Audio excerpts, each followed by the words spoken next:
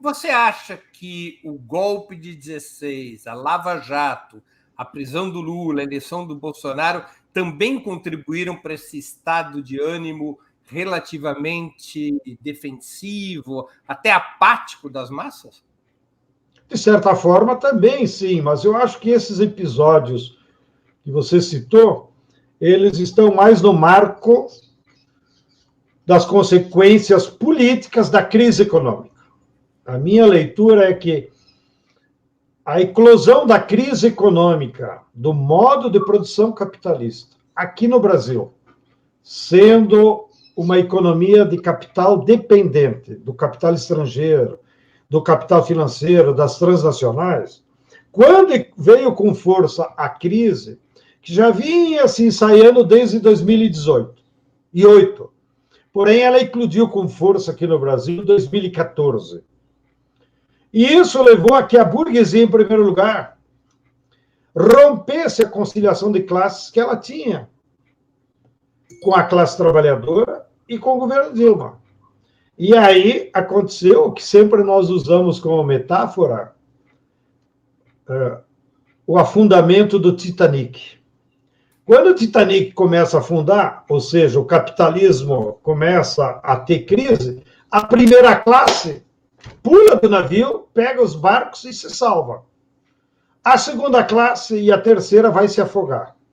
E ainda, uma metáfora interessante, porque aconteceu lá no Titanic, a burguesia deixa a orquestra tocando para enganar a segunda e terceira classe. A orquestra é os meios de comunicação, é a Globo, que fica lá, apontando para as massas os falsos culpados pela crise. No caso do golpe de 16, todos os meios de comunicação botaram a culpa na coitada da Dilma. Ela era a culpada pela crise. Os culpados pela crise é o capitalismo, é a sua lógica perversa de acumulação e que não consegue mais atender às necessidades.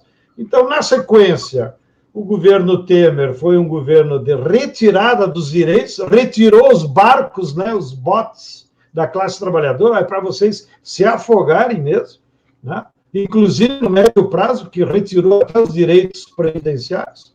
E depois, né, com a Lava Jato, que foi uma operação, agora vem a público, né, do lawfare internacional, que se envolveu, inclusive, o FBI e a CIA, que produziu o senhor Moro, o Dallagnol, né, com todas aquelas falcatruas jurídicas que agora vêm sendo denunciadas e que, felizmente, do ponto de vista jurídico, o STF recuperou a Constituição brasileira, mas do ponto de vista político da luta de classes, eles cumpriram esse papel.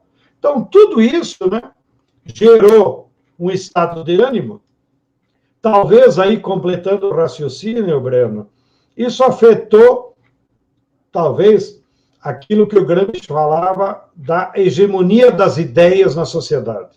Então, foi um período de 2016 até março desse ano, em que a hegemonia das ideias foi da burguesia. A leitura que eles passaram para a classe trabalhadora é que a esquerda é culpada, o Lula é ladrão, o PT não serve para nada. Então, de fato, esses últimos 6 anos foram de uma hegemonia ideológica com controle absoluto da burguesia brasileira. Felizmente, com a recuperação dos direitos do Lula em março, nós então começamos a dar a volta na batalha das ideias, a retomada da militância na rua, com as várias mobilizações que nós fizemos a partir de abril contra o Bolsonaro, nos deu força para nós disputar as ideias com as massas. E por isso que as mobilizações foram importantes, porque foi uma forma da militância se comunicar pelas massas e se contrapor com os meios dominantes da burguesia. Isso é a leitura que nós fazemos.